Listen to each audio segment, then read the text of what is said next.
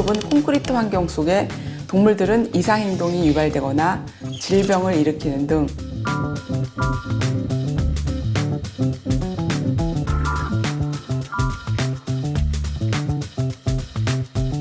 인간 복지도 다 챙기지 못했는데 무슨 동물 복지니? 이렇게 생각하고 계신 분들이 많이 있습니다. 여기서부터가 논쟁이 시작되는 것입니다.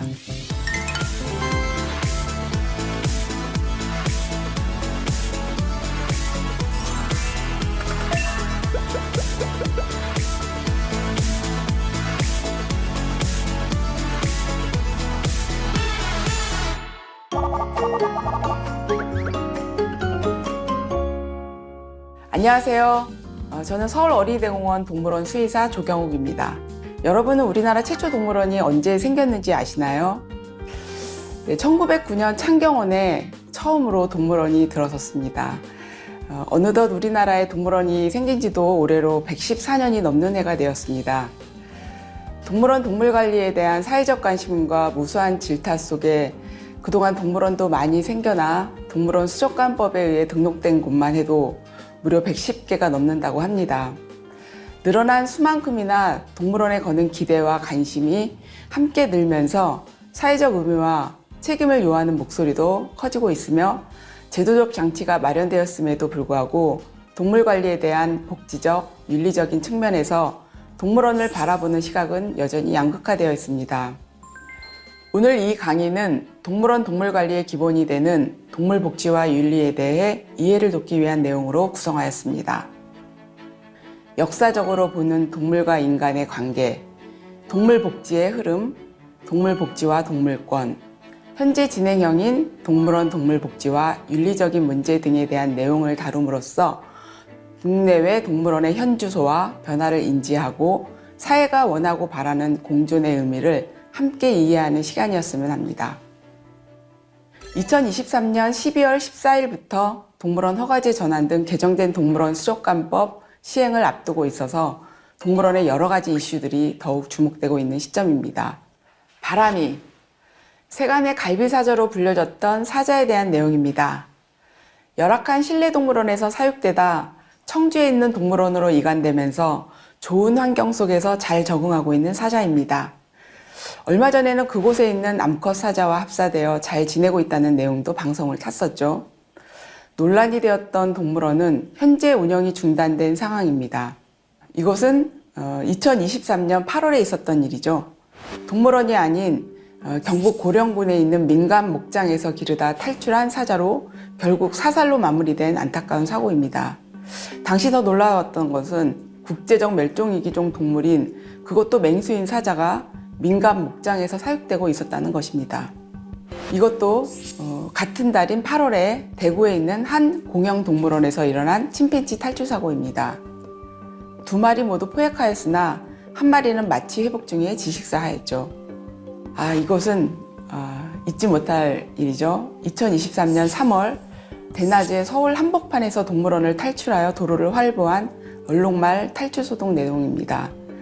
무리를 지어 사는 동물인 얼룩말이 홀로 지내면서 동물원 울타리를 넘어 도로를 지나 주택가에서 생포되었으며 해당 동물원에서는 시설 개선과 각종 이 동물을 위한 여러 가지 혜택을 제공해준 등 지금까지 끊임없이 회자되고 있는 사건입니다.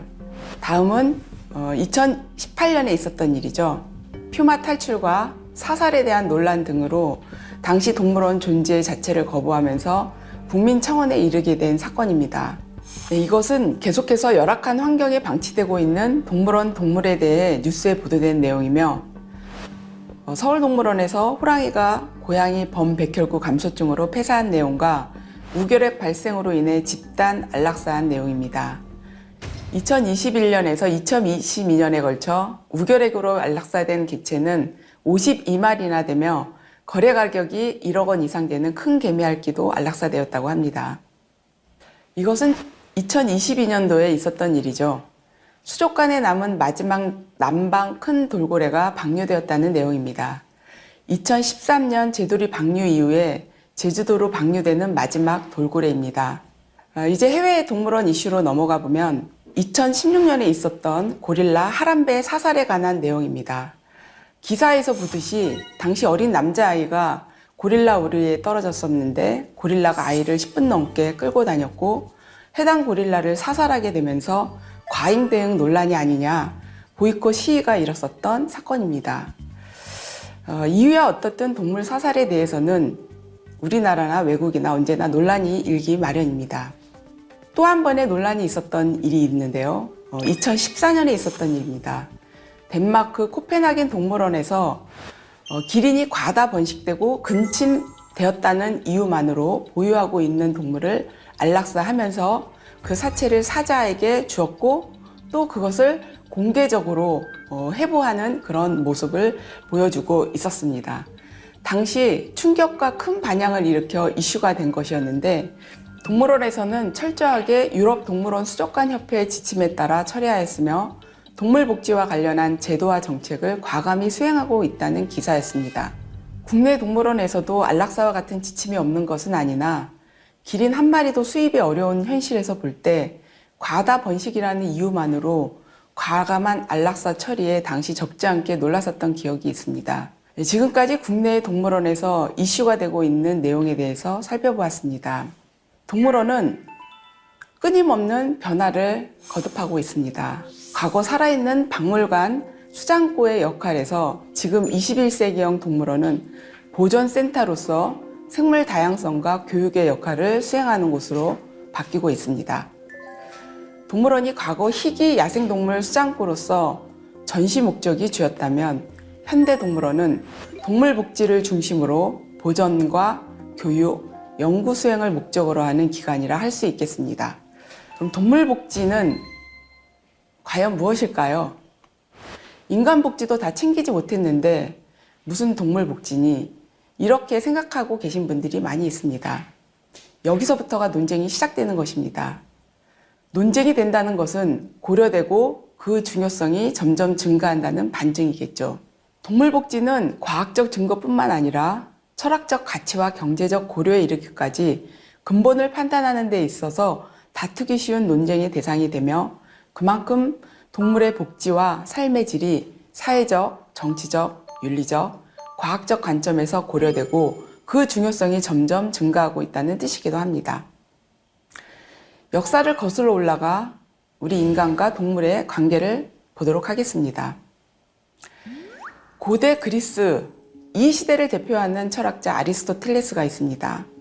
이분은 인간은 이성적 동물이다 라고 하여 인간을 이성적인 동물로 보았으며 동물은 이성적인 영혼이 부족하기 때문에 인간이 동물을 다루는 것이라 하였습니다. 동물은 감각 능력은 가지고 있으나 이성적 판단 능력이 부족해 자연계급에서 인간의 하위에 있기 때문에 인간의 목적을 위해 이용되기에 아주 적당한 자원이라고 주장하였으며 자연 질서 속에서 식물은 동물의 먹이로, 동물은 인간의 음식, 의복, 도구로 쓰이기 위해 존재한다고 믿었습니다. 중세시대는 기독교가 주를 이룬 시대로 아우구스티누스와 토마스 아퀴나스와 같은 철학자들이 있었으며 성경에서는 인간에 대한 동물의 동등한 권리를 부정하고 있어서 이성적 능력이 결핍된 동물의 복종을 정당화하고 있으며 역시 동물 이용을 당연시했던 시대였습니다. 근대로 넘어오면서 대표적 철학자인 데카르트는 나는 생각한다, 고로 나는 존재한다 라고 주장하면서 동물은 마음이나 영혼, 인식 능력조차도 가지고 있지 않다고 믿었기 때문에 동물은 이성뿐만 아니라 감성도 전혀 없는 유기체적 기계로 간주해야 한다고 동물 기계론을 주장합니다. 즉, 동물이 내는 소리는 시계에서 태엽이 감기는 소리처럼 작용에 의한 소리, 즉 감정이 없는 기계적 소리에 불과하다고 주장을 합니다. 이 주장에 힘입어 이 시대에는 동물 생체 실험이 유행하게 됩니다. 큰 강당 같은 곳에 대규모 사람들을 모아놓고서 개를 이용한 생체 실험을 자행하게 됩니다.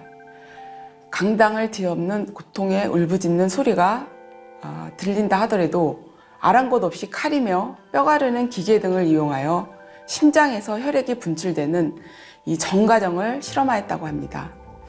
지금으로서는 상상조차 할 수 없을 정도의 잔인한 실험이었으나 이런 생체 실험이 여기저기에서 진행이 되었으며 실험에 참가하는 사람들 모두가 데카르트 이론에 힘입어 동물이 고통을 느끼는 상황에서 느낄 수 있는 양심의 가책을 무시할 수 있었다고 합니다.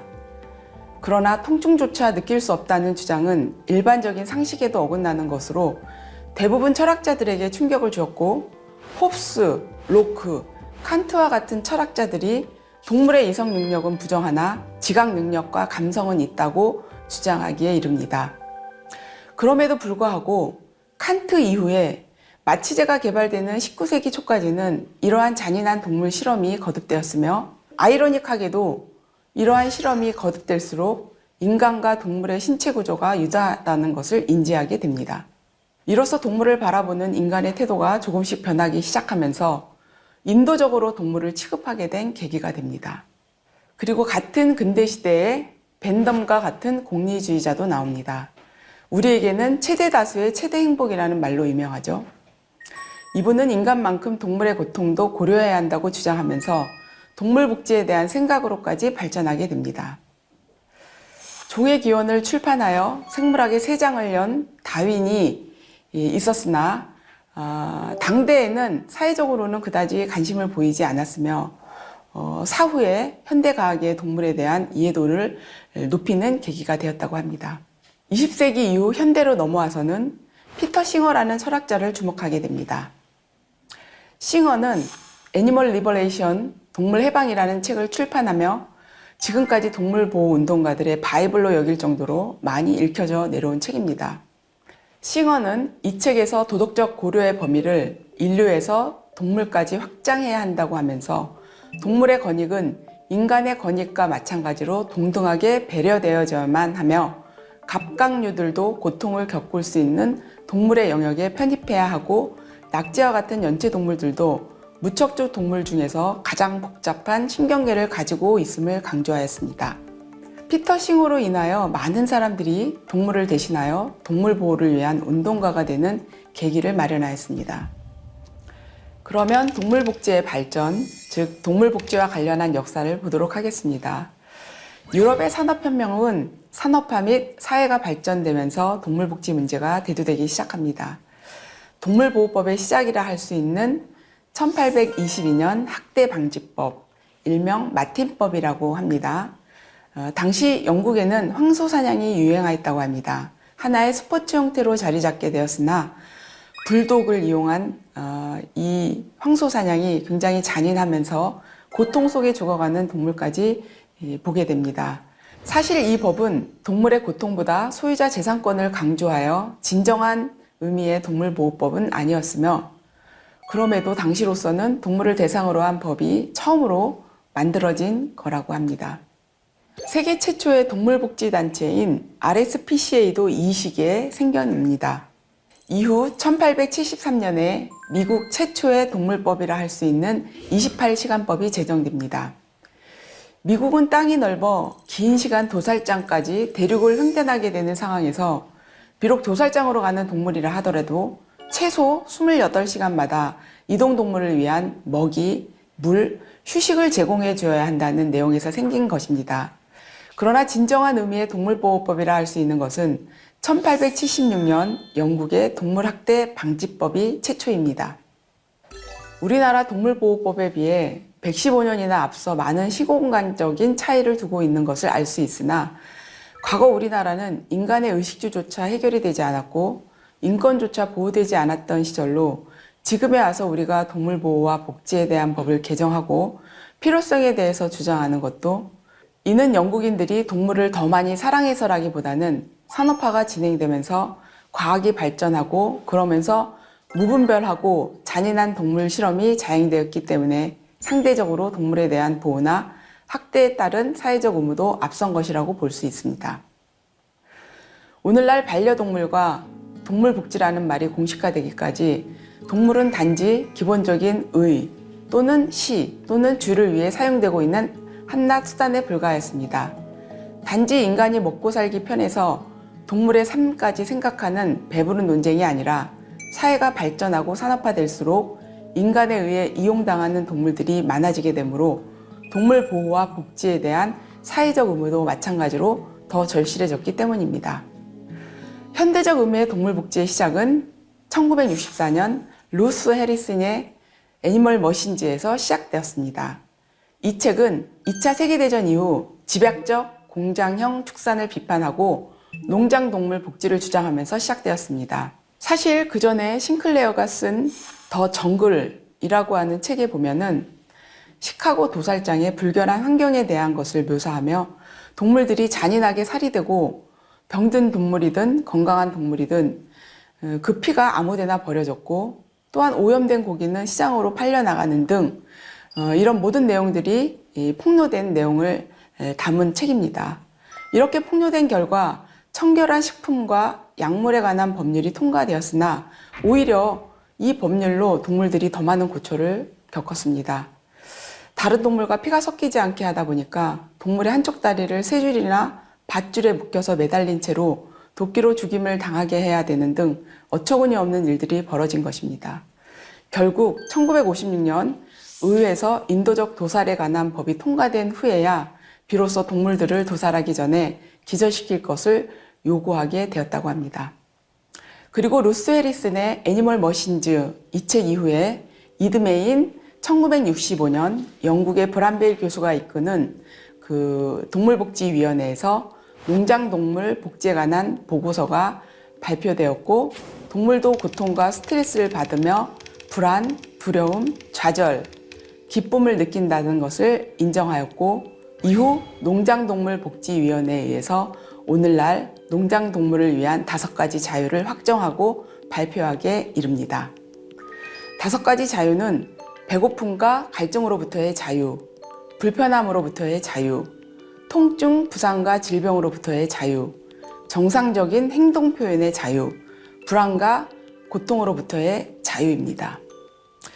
지금까지의 내용을 토대로 동물복지에 대한 정의를 내린다면 동물복지는 최소한의 기본적인 욕구가 충족되고 고통이 최소화되는 행복한 상태를 말합니다. 여기서 기본적인 욕구는 앞서 언급한 5가지 자유에 해당되며 고통은 아픔, 좌절, 공포, 두려움, 궁핍과 같은 광범위한 불쾌한 감정 상태를 의미합니다. 즉, 신체적 고통과 정신적 고통 모두를 포함하고 있으며 특히 계통 발생학적으로 고동한 영장류, 코끼리와 같은 동물에서는 무료함도 고통에 포함하고 있어서 부정적인 감정과 경험이 격렬하고 장기화될 때 고통이 일어난다고 하여 주관적이면서도 객관적인 견해 모두를 포괄적으로 포함하고 있다고 할 수 있습니다.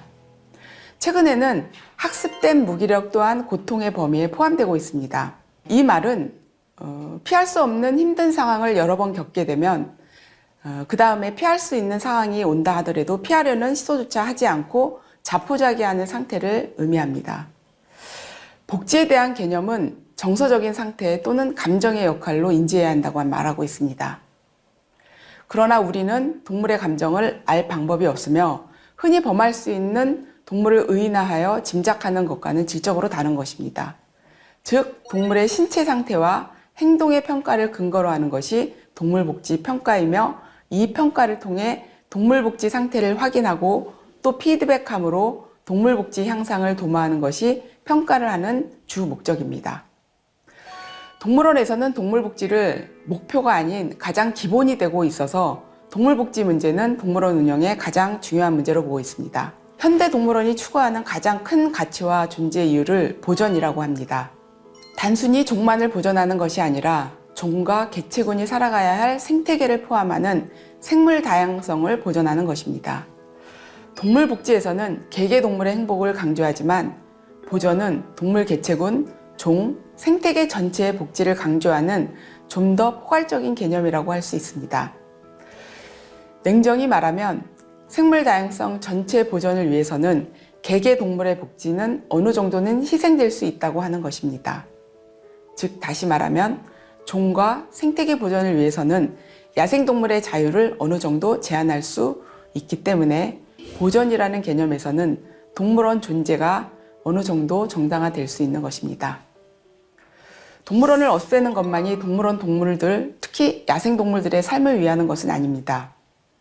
동물원 동물들은 대부분 동물원에서 태어나고 자란 동물들이기 때문에 바로 야생으로 보내는 것은 야생동물 유기에 해당하며 살아갈 수가 없습니다.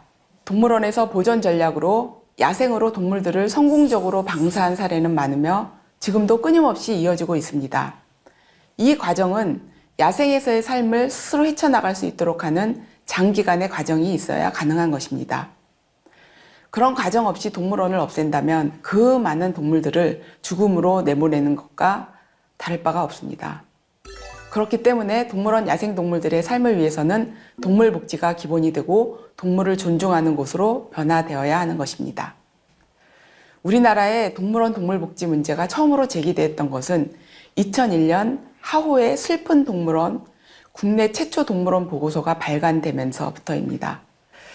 이 보고서 안에는 우리나라 최대 동물원인 서울대공원 동물의 현실을 시민의 눈으로 바라본 동물원 동물관리 보고서이며 발간 당시에 엄청난 사회적 충격과 집중을 받아왔습니다.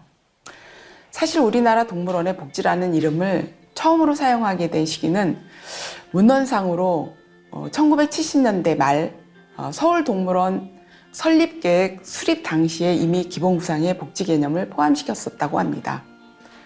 GGR 동물보호법이 없음에도 불구하고 당시의 동물복지 개념을 포함시켰다고 하는 것은 커다란 의의를 둘 수가 있으며 그럼에도 시간이 지나면서 동물의 서식지 환경을 고려하지 않은 비좁은 콘크리트 환경 속에 동물들은 이상행동이 유발되거나 질병을 일으키는 등 열악한 동물들의 생활상들이 그대로 드러나게 되면서 우리나라 전반적으로 동물원 동물들의 열악한 복지 상태가 확인하게 되었습니다.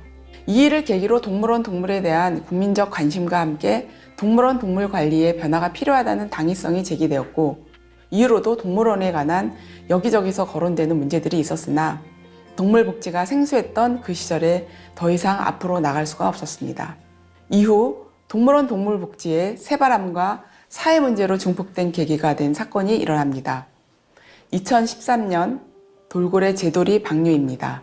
이 사건 이후에 동물원에서는 동물 복지를 넘어 동물권에 대해서도 고민하고 논의하게 된 계기가 되었습니다. 당시 동물보호법에서조차 동물원 동물관리가 법의 사각지대였으며 동물원 동물에 대해서도 더 이상 사회적 모감식으로 이대로 두어서는 안 된다는 인식전환의 중요한 계기가 되었습니다. 또한 2023년 3월에 있었던 얼룩말 탈출 소동은 동물원 내 동물권 제2라운드로 재점화된 계기가 되었습니다. 동물원 내 야생동물을 가둬 기르는 것과 현행 동물원 운영 방식의 변화를 촉구하는 등 2023년 12월 14일부터 동물원 허가제로 바뀌는 동물원 수족관법 시행에 사회적 관심이 주목되게 되었습니다. 사실 법적으로 동물의 지위는 아직까지는 물건에 해당되고 있습니다. 우리나라 민법에 동물은 소정의 물건으로 동산에 해당되고 있으며 사람이나 법인의 소유권 등 각종 권리의 대상이라고 쓰여 있습니다. 즉 동물은 주체적인 역할이 없다는 것입니다. 반려동물이 죽어도 물건값만 배상하면 됐습니다.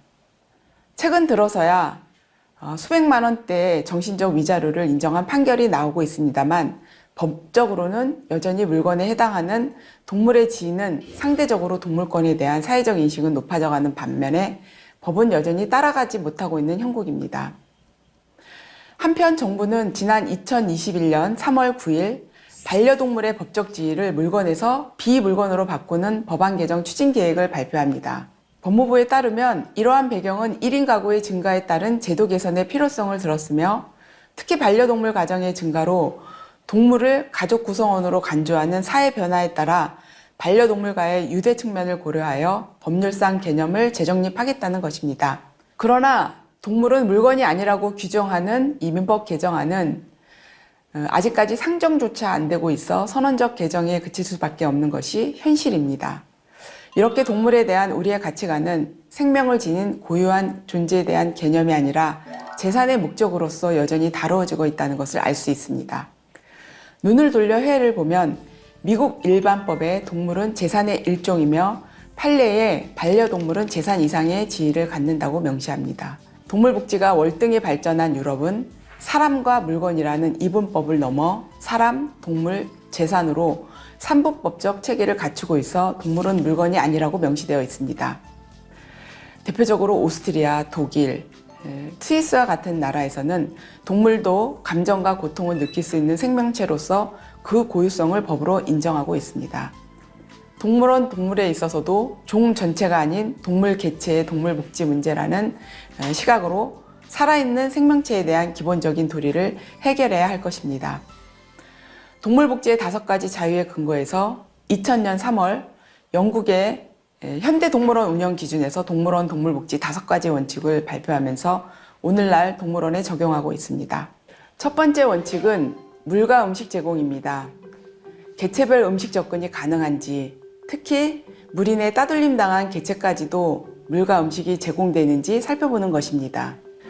두 번째, 적당한 환경 제공은 동물의 신체적, 정신적으로 요구되는 기본적으로 환경을 제공해 주는 것을 말합니다. 예를 들어 땅을 파는 굴뚝성 있는 동물들 같은 경우에는 땅을 팔 수 있는 바닥재를 제공하거나 오르기를 좋아하는 동물에게는 3차원적인 환경을 제공하는 것을 말합니다.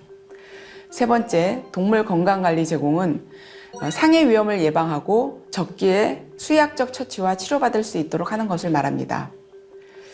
네 번째는 가장 정상적인 행동을 표현할 수 있는 기회 제공입니다. 정형 행동과 같은 이상 행동을 최소화하여 동물 삶의 질적 수준을 높이는 것으로 행동 풍부화를 통해 생물학적 행동 표현의 기회를 제공해 주는 것입니다. 마지막으로 공포와 고통으로부터 보호하는 것입니다. 이는 숙련된 직원의 관리를 받으면서 관람객과의 접촉으로 발생하는 문제를 최소화하는 것이 포함됩니다. 대부분 국내 동물원에서는 동물 행동 풍부화를 지속적으로 운영하고 있으며 이벤트성이 아닌 일상적으로 운영하고 있고 동물들이 지루하지 않으면서 야생 환경에서 볼 수 있는 다양한 행동들을 풍부하게 나타내주고 있고 또한 제한된 공간 속에서 살고 있는 동물원 동물들의 복지 향상을 위해서 많이 노력하고 있습니다. 대형 동물이나 예민한 동물들 같은 경우에 건강관리를 위해서 기존의 강제적인 방법이나 마취를 썼다면 이러한 과정 없이도 동물 건강검진을 받을 수 있는 긍정 강화 훈련을 하고 있습니다. 500km 이상 나가는 큰 바다 사자 또는 5톤 이상 나가는 코끼리 발 관리, 그리고 호랑이 재규와 같은 맹수동물들의 체열, 그리고 건강검진과 치료, 이제는 동물원에서도 공포와 고통 없이 치료받는 동물들이 늘고 있습니다. 이제 여러분들은 동물원 동물복지의 흐름과 변화를 이해하는 데 도움이 되셨으리라 봅니다. 2023년 12월 14일이 되면 우리나라 동물원은 모두 허가제로 바뀝니다. 동물복지가 기본이 되고 우리가 바라고 동물들도 편안해하는 동물원의 모습을 갖추기 위해 첫 단추가 채워지게 되는 것입니다. 첫 술에 배부를 수는 없지만 최소한 동물원 야생동물의 삶이 존중받을 수 있는 공간과 그 모습을 보는 우리들의 마음도 편안해지는, 모두가 행복해지는 동물원으로 변화되기를 기대해 봅니다. 또한 현장에서 동물들의 삶이 나아지도록 노력하는 동물원 사람들을 응원하고 지지해 주시기를 기대하며 마치도록 하겠습니다. 감사합니다.